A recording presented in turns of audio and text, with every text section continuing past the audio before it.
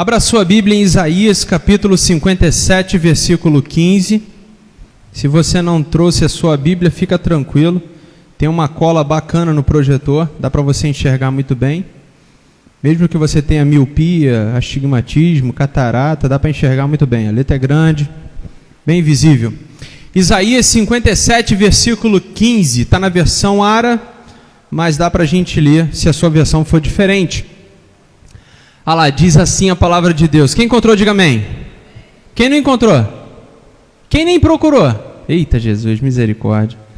Brincadeira, vamos lá. Diz assim: porque assim diz o alto, o sublime, que habita a eternidade, o qual tem o nome de santo.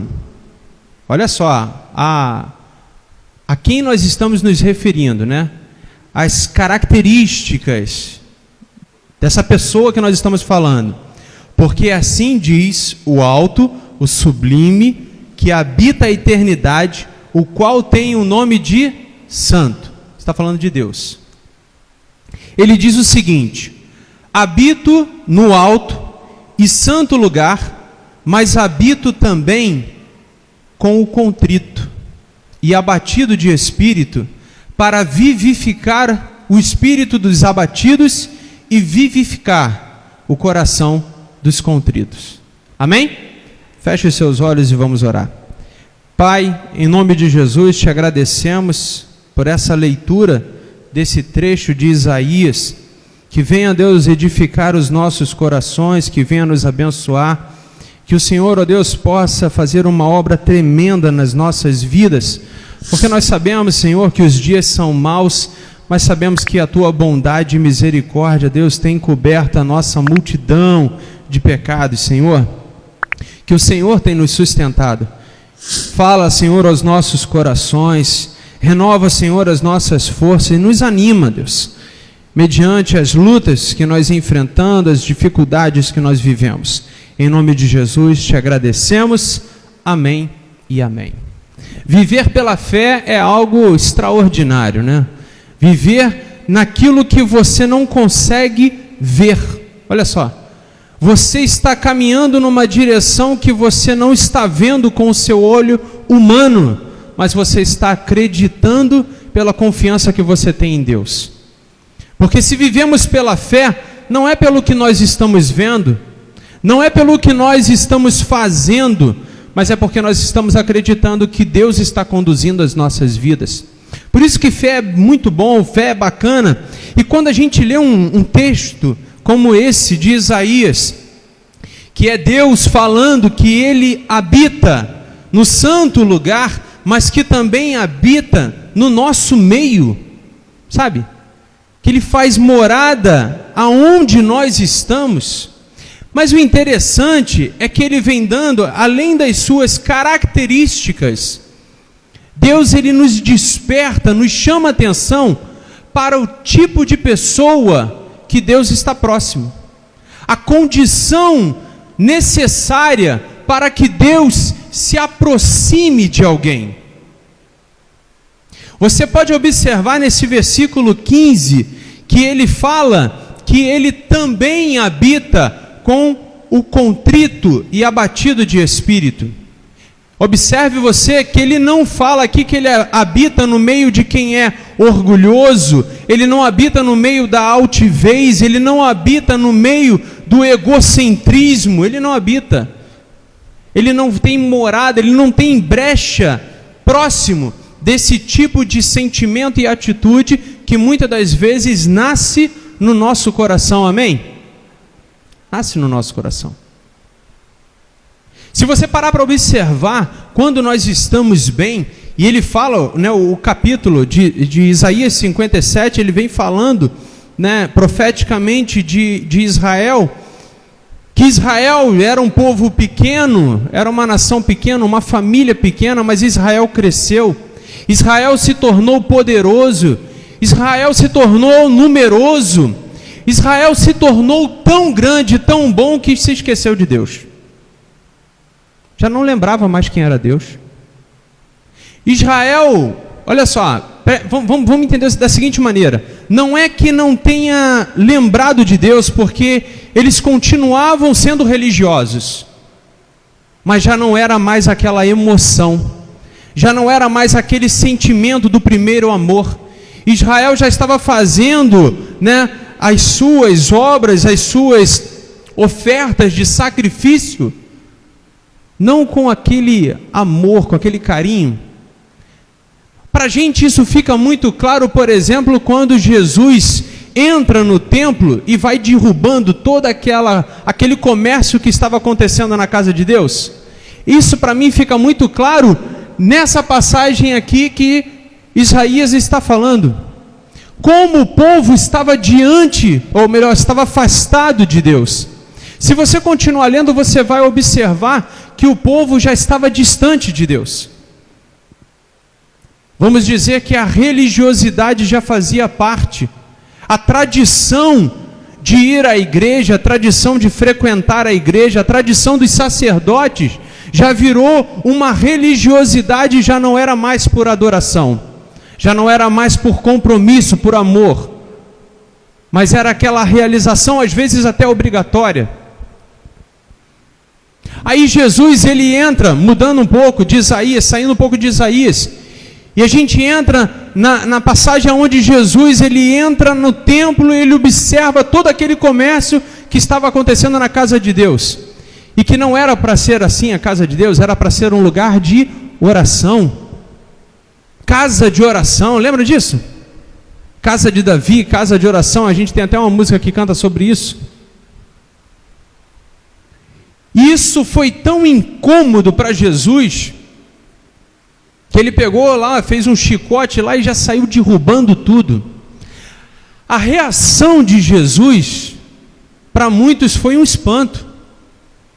Mas se Jesus estava agindo dessa maneira, reagindo dessa maneira, você imagina o que estava passando pelo coração de Deus, vendo o seu povo, a sua criação, sabe?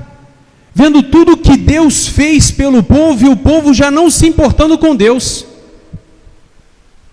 O povo já não querendo mais se importar com Deus. Querido, se você observar, isso é uma tendência humana. Isaías está falando aqui, não é de um pecado do passado, de uma geração que errou no passado e que nós somos diferentes. Não, é a mesma coisa. É algo que nós temos que vigiar. É algo que nós precisamos vigiar. Porque se você observar, por exemplo, na reconstrução do templo, na reconstrução dos muros, o próprio povo de Israel cobrava dos seus irmãos, extorquia os seus irmãos, sabe?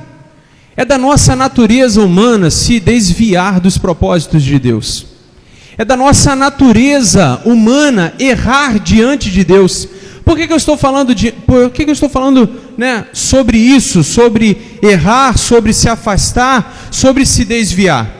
Porque a condição de contrito, o significado da palavra contrito, ele está relacionado a arrependimento, a quando você faz alguma coisa que entristece a Deus, aí você se arrepende.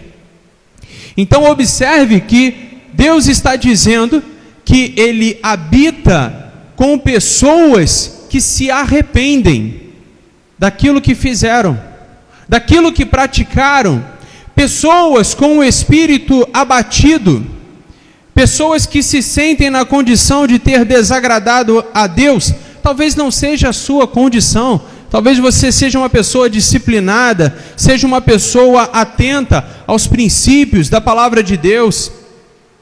Mas eu digo para você no seguinte: existem pessoas às vezes à sua volta que são errantes, que cometem erros e falhas, e nós, como cristãos, não somos os julgadores, nós somos os apoiadores, amém?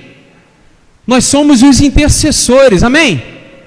Então a Bíblia nos ensina, e a gente tem que aproveitar isso como ponto de oportunidade, para falar a essas pessoas e de dizer o seguinte: olha, se você se arrepender, cara, é o ponto central para Deus estar entrando na sua vida agora. Esse momento, é a oportunidade de Deus estar com você agora, nesse momento, porque você está com o coração contrito, com o coração arrependido, quebrantado. Tem até uma música que fala sobre isso, né? Um quebrantado coração move o coração de Deus. Você conhece isso? Gente, aonde há arrependimento, há humildade. Aonde há arrependimento, sabe, há quebrantamento.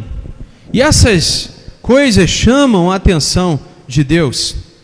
Continuando no versículo 15, ele fala sobre abatido de espírito.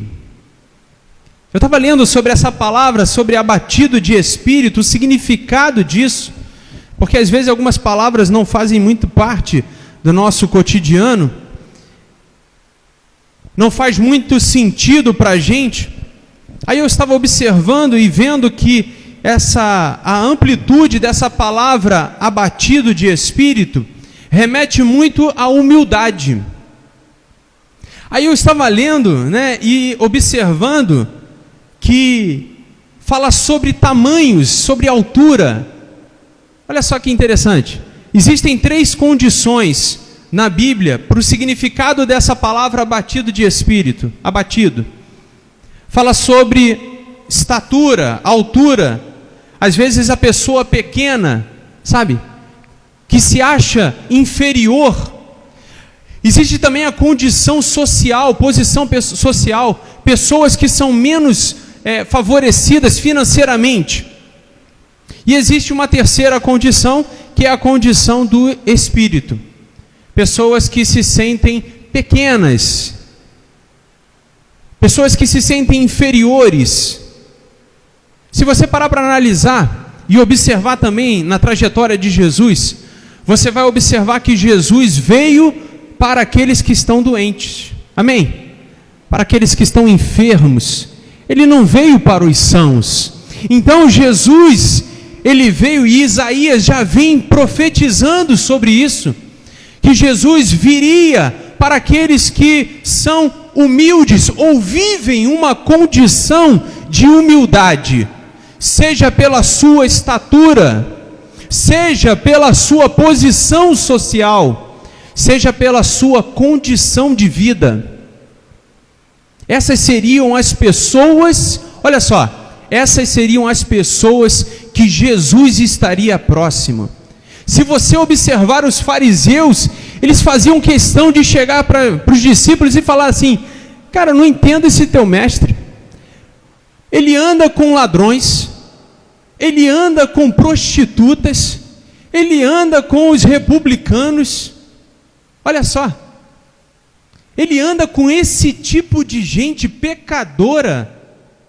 Como pode isso? Isaías 57 já profetizava sobre isso.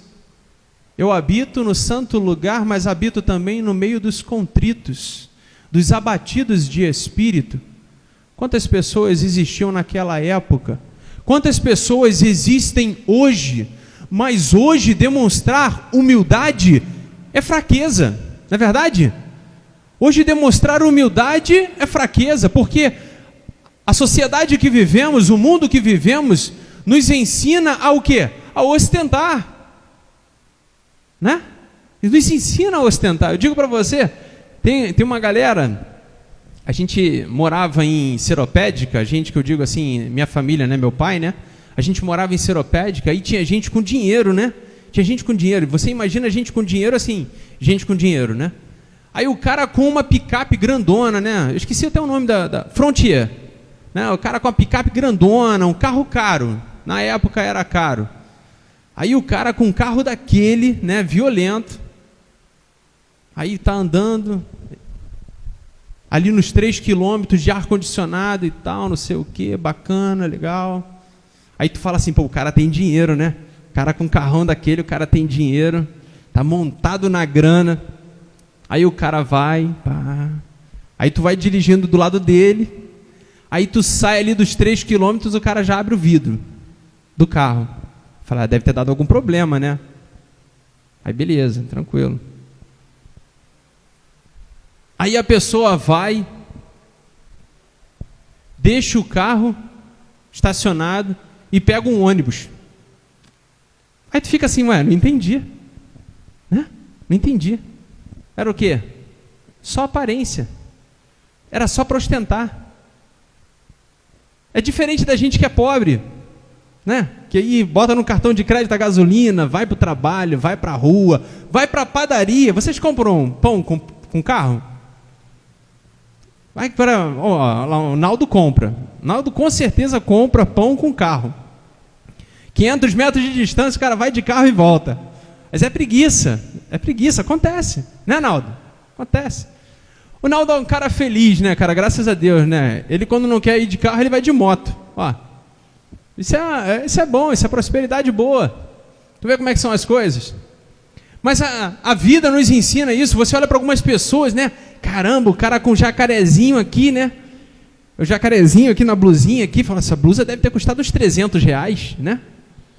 Você passa no camelô, tem várias. Eu passei hoje no camelô, fiquei tentado a comprar um jacarezinho daquele.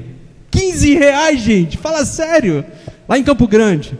Eu só não comprei porque eu estava indo numa consulta médica, falei, poxa, não vai dar para comprar, mas quase que eu comprei o jacarezinho, cara, para ver. Mas eu acho que não era jacaré não, parecia ser um lagarto. Eu acho que não era jacaré não, parecia ser lagarto. Aí tu chega com uma réplica dessa, que coisa horrorosa, né? É horrível. Mas esse mundo nos ensina isso, sabe? Esse mundo nos ensina isso. A gente viver de aparência. A gente mostrar algo que a gente não vive. Isso estava entrando dentro da igreja. Os religiosos daquela época estavam mostrando, sabe, uma santidade que não existia. Uma adoração que não existia.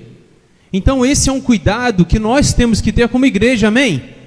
Para que a gente não se afaste de Deus. Semana passada eu falei sobre a dor de perder.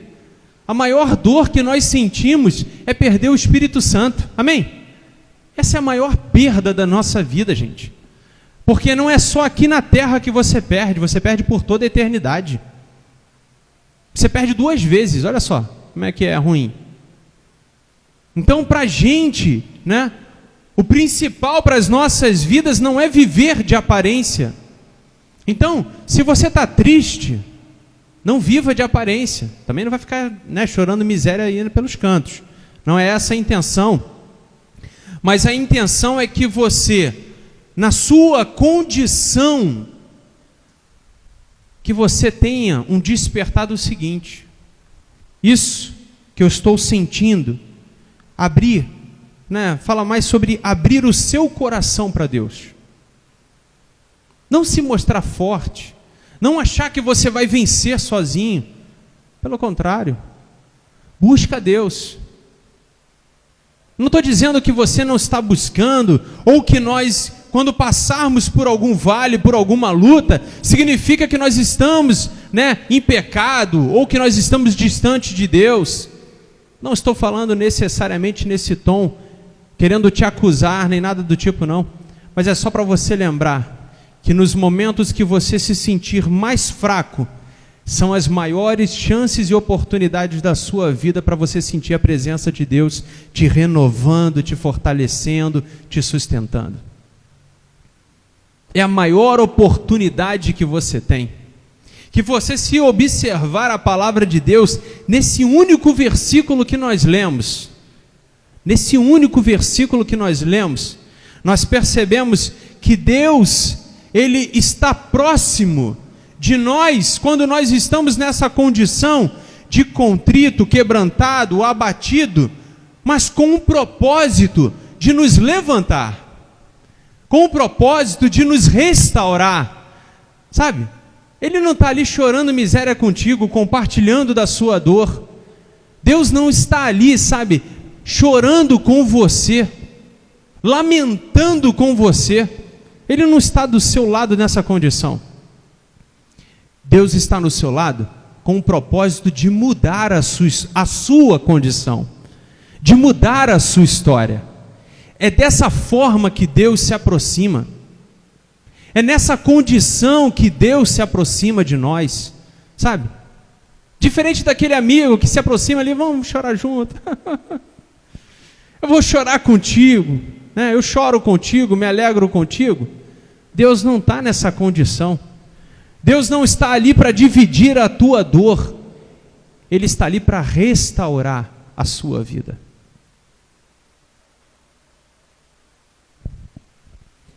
Bacana? Vamos voltar para Jesus. Se você observar, os homens daquela época chegaram para Jesus e apresentaram diante de Jesus uma mulher pecadora. Lembra disso? A orientação, a lei daquela época era que aquela mulher fosse apedrejada. Era uma sentença de morte, onde o povo tinha toda a liberdade para fazer isso, porque ela foi pega, né, em adultério, ela foi pega ali errando, transgredindo, né, a lei, o mandamento. Lembra disso?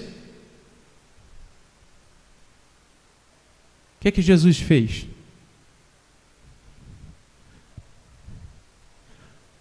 Se você observar, Jesus chegou para aquela galera ali e falou o seguinte: aquele que não tenha pecado, atira a primeira pedra, fica à vontade, começa.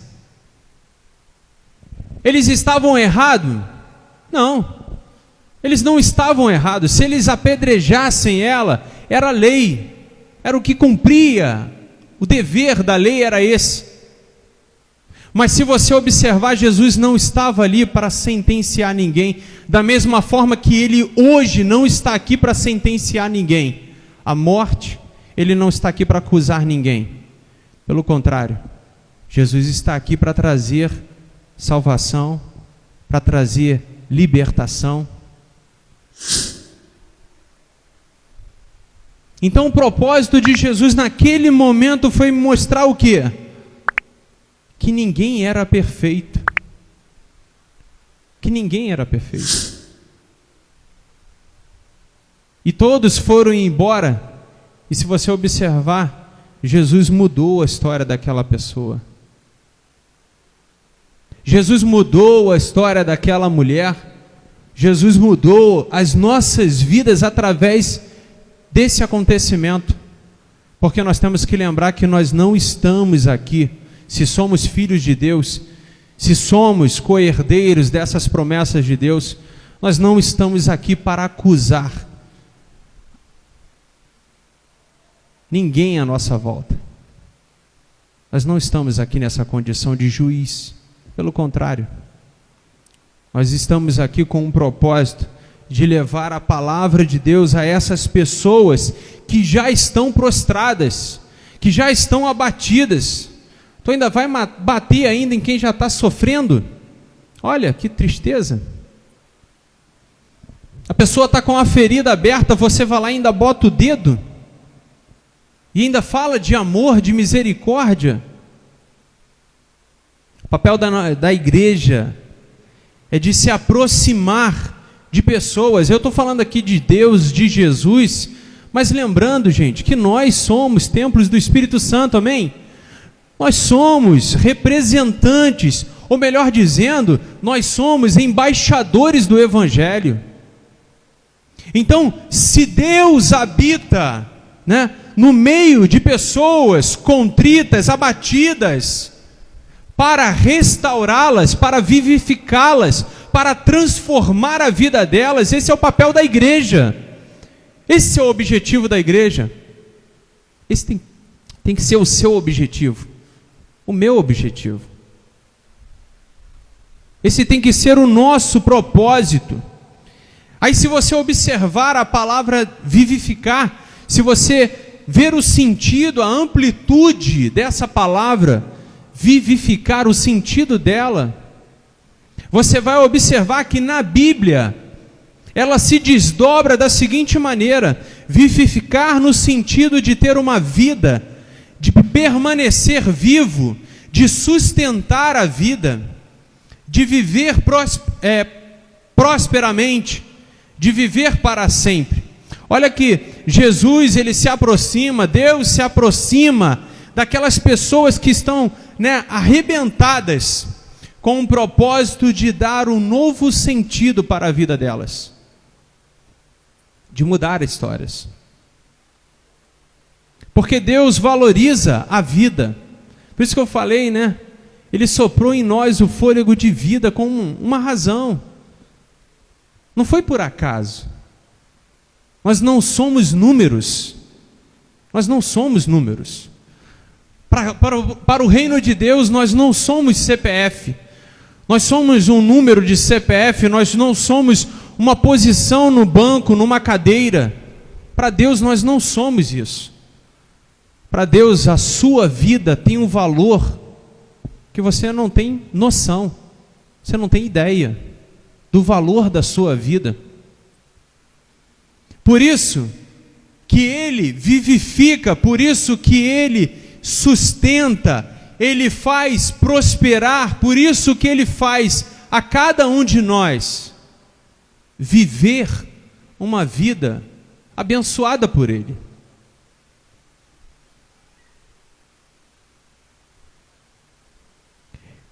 O sentido também dessa palavra vivificar, ele tem no sentido também de restaurar o corpo, não só o espírito, mas o corpo, de reanimar, de recuperar, porque muitas das vezes a pessoa ela está abatida por uma enfermidade. Por exemplo, você fica resfriado daria certo? Não, resfriado acho que não dá muito certo não.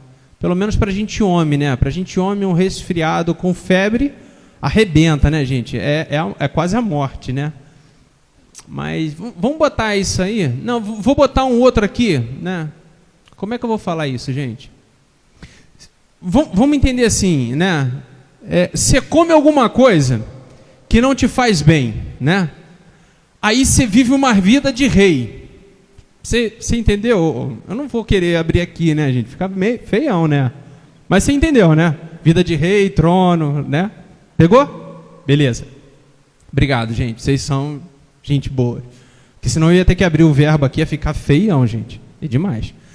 Aí você vê, que essa condição te abate, Você desfalece. Olha, você desfalece. Se der febre então, gente, pra gente, nossa, é terrível. É uma luta, Então isso te abate, isso te faz desfalecer. Então muitas das vezes existem pessoas enfermas, com dores, que ficam abatidas, sabe? Que ficam limitadas, que ficam arrebentadas. Até nessas pessoas, Deus se aproxima. Até essas pessoas, Deus está ali para transformar. Sabe um exemplo na Bíblia que eu vejo disso? 2 exemplos, na verdade. A filha de Jairo e aquela mulher com fluxo de sangue já há 12 anos. Jesus não estava ali só para pregar. Jesus não estava ali só para ensinar. Jesus não estava ali só para cumprir as ordens do Pai. Jesus estava ali para transformar vidas, como está aqui hoje para transformar a nossa vida. Talvez você esteja bem, sabe, de saúde, como eu. Eu estou bem de saúde. Graças a Deus estou bem de saúde. Talvez você esteja bem de saúde. Mas talvez você conheça alguém que não esteja bem de saúde.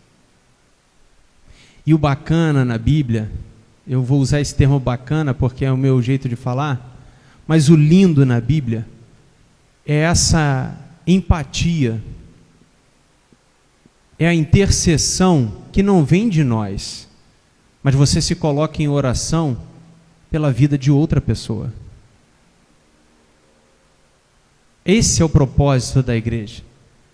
É isso que Deus nos ensina a ser como igreja. Igreja não é número. Igreja não é igual uma empresa, onde cancela um CPF e entra um outro CPF e a empresa continua. Igreja não é isso. Igreja é intercessão, igreja é oração, igreja é estar ali junto. Por mais difícil que seja, até as nossas diferenças, né? Que são grandes. Se a gente conversar aqui, a gente vai discordar de uma série de coisas. Por exemplo, quem é da esquerda, político, né? Quem é Lula, pô, a gente vai sair no pau. A gente vai cair aqui na briga. A gente discorda de pontos de vistas, né? De opiniões. Mas uma coisa a gente tem que concordar: que Deus tem o controle de todas as coisas e Ele não perdeu o controle da sua vida. Por mais que algumas pessoas estejam doentes, Deus não perdeu o controle. Por mais que algumas pessoas tenham ficado desempregadas, Deus não perdeu o controle. Por mais que algumas pessoas estejam tristes e decepcionadas, sabe, com um pai, com um filho, com uma esposa, com um marido, com um colega de trabalho, que isso acontece também, Deus não perdeu o controle, Deus não perdeu o propósito por causa disso. A questão não é o que você está vivendo, a questão é como você vai reagir ao que você está vivendo. Preste atenção nisso. Eu não sei o que cada um de nós aqui está vivendo. Por exemplo, a Amanda está vivendo um momento muito bom e agradável. Giovana está aqui. Amanda está radiante. Vocês não fazem ideia de como foi longo o trajeto de casa para cá, a Amanda no ouvido falando sobre a Giovana. Quer ficar com ela, cuidando dela, não tem boleto para pagar, não tem que acordar cedo para ouvir chefe, não tem que, né? Não é casado. Entendeu? Nada disso. Nada disso. Tá vendo? Olha lá, olha o inimigo aí, ó. Viu? Ó. Tá, aí, ó, a voz, ó. Outro, tá vendo como é que dá apoio? Tá vendo como é que são as coisas? Tô te falando, ó. Amanda tá alegre, feliz. Mas a gente às vezes fica abatido, né? A gente dá esses momentos de alegria, mas a gente às vezes fica abatido. Mas eu queria te falar o seguinte: Deus, Ele é tão tremendo, Ele é tão maravilhoso. Antes de eu falar do que Deus é, eu lembrei de uma outra coisa. Às vezes, gente, a gente adoece, preste atenção nisso, ó. Às vezes nós adoecemos o corpo, mas muito antes do corpo adoecer, a nossa mente já está doente há muito tempo. Preste atenção nisso. Antes do nosso corpo adoecer, a nossa mente já foi embora há muito tempo. Tem muita gente com doenças, sabe, que não tem explicação. Cara, você está bem. Eu não estou falando de ansiedade, síndrome do pânico, nem nada disso não. Eu estou falando de manifestações de enfermidade no corpo que não tem explicação, não tem sentido. Muitas das vezes existem pessoas, sabe, com a mente doente. E esse tipo de enfermidade, esse tipo de doença, é complicado de se ver. É complicado de se tratar, porque só quem sente é quem está passando. É diferente de você ver, por exemplo, um sangramento, uma perfuração. Como é que você vai ver um sangramento, um sofrimento na sua alma? Uma decepção, sabe? O trauma de uma infância. Trauma de infância, caramba, olha. As sequelas disso para a vida de uma pessoa. Como é que você vai identificar isso? Mas até nisso, Deus tem tratamento. Até nisso. Olha que bacana que essa parte de vivificar, que quase não sai agora, tu viu? Que quase não saiu, quase que trava a língua. Né? A atuação de Deus, ela é no nosso corpo, ela é na nossa mente, ela é na nossa alma, ela é no ambiente onde nós estamos. Deus tem poder e autoridade para mudar todas as coisas, não só a sua vida, não só a sua mente, o seu coração, mas a sua família, aonde você está. E esse é o propósito de Deus. Por isso que é importante para a gente, não é o que nós estamos vivendo, mas é como nós vamos reagir. E o papel nosso, como cristãos, amém? É reagir segundo a vontade de Deus. Eu não sei se vocês estão acompanhando, mas está tendo um movimento aí de lockdown aí pela China. E isso tem afetado muitas pessoas. O regime daquela, sociedade tem afetado a saúde das pessoas. Eu estava conversando no ambiente de trabalho com algumas pessoas lá, e pessoas, se suicidando, abrindo mão da sua vida, por causa da opressão que estão vivendo. Caramba, pessoas abrindo mão de viver, por causa da opressão que estão vivendo. O problema de muitos de nós passarmos por lutas, talvez grandes, enormes, é a gente não ter aquela orientação de como sair dessa condição.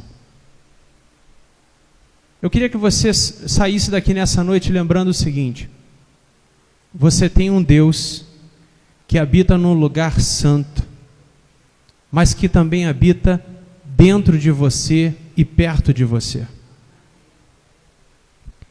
E Ele não só habita, Ele não está só ali como um inquilino que você aluga uma casa de praia torcendo para Ele não quebrar as coisas, Não é só isso.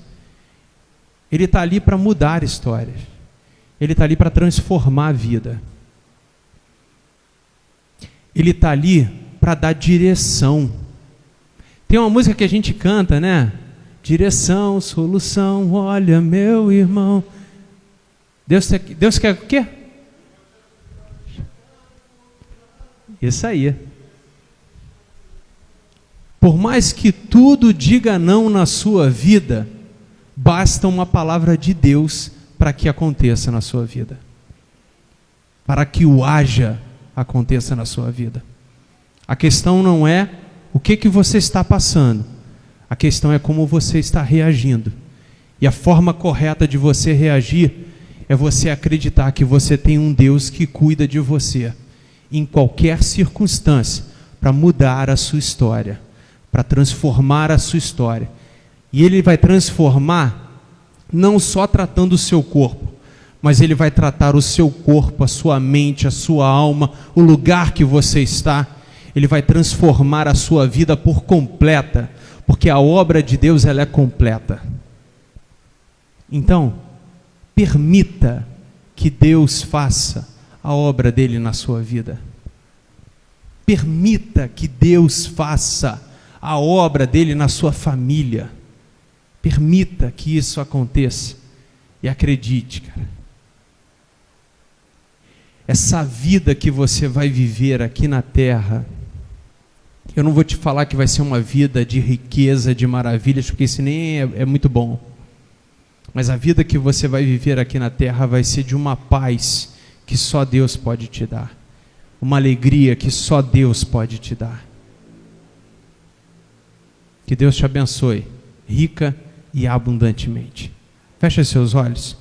Deus maravilhoso, em nome de Jesus, te agradecemos, Deus, por esse simples versículo que nós lemos, mas de grande importância do quanto o Senhor se cuida de nós, do Senhor se aproxima de nós.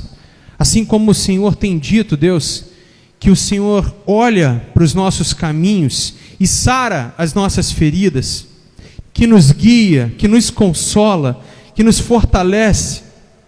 Pai, tenha toda a liberdade de agir nas nossas vidas. Cuida, Deus, de cada família aqui. Cuida de cada pessoa, Deus. Cuida, Senhor, do nosso amanhã. Abençoa, Deus, a cada um de nós, em nome de Jesus. Amém e amém. Foi muito bom estar aqui com você. Que Deus te abençoe cada dia mais. César, faz um favor para mim, ora aqui, para a gente encerrar. César vai orar pelos pedidos, que você possa unir a sua fé e a gente possa orar por essas necessidades, acreditando que Deus proverá. Foi muito bom e até domingo, gente, não esquecem, domingo a gente tem um encontro bacana aí, tanto de manhã quanto à noite. Uma boa noite para vocês. Aleluia. Deus é bom. Amado e poderoso Deus, aqui estão esses pedidos, ó Deus. Não sabemos o que é, mas Tu sabes, Pai. Tu sabes a fé de cada pessoa que colocou os seus pedidos aqui, Senhor. Que Tu venha, Senhor amado, abençoar. Que Tu venha curar, se for enfermidade que Tu cura, Senhor. Se for finança, Pai amado, que Tu venha abençoar. Se for falta de emprego, Pai, que o Senhor venha abrir as portas, Pai. Cremos em Ti, confiamos em Ti, e essas pessoas, Pai amado, que estão aqui relacionadas, Senhor amado, tiveram fé para cada vez mais vir e botar as suas petições aqui, porque Tu sabes, ó Deus, que só Tu é o Deus da provisão, só Tu é o Deus que cura, o Deus que sara, é o Deus que transforma as nossas vidas, Pai. É o Deus que transforma, Pai amado, tristeza em alegria. Então te pedimos, ó Deus, nessa noite, Pai, que Tu venha abençoar a cada pessoa aqui, em nome de Jesus. Te pedimos também, Pai amado, por cada um de nós, Pai, que está aqui, Senhor, que ouviram cada vez mais da Tua palavra, dos Teus ensinamentos, Pai. Que Tu possas, Pai amado, que Teu Santo Espírito venha, Senhor amado, alimentar a cada um. Que não possamos sair daqui da maneira que entramos, Senhor amado, e sim, cheios do Teu Santo Espírito, Pai amado, e alimentados com Teu amor, com a Tua paz e com a Tua misericórdia, Pai. É o que te pedimos nessa noite, em nome de Jesus. Leva-nos, ó Deus, para os nossos lares, Pai, em segurança, Pai, e que ao chegar em nossos lares encontramos tudo na mais perfeita paz. É o que te pedimos, ó Deus, em nome de Jesus. Amém e amém.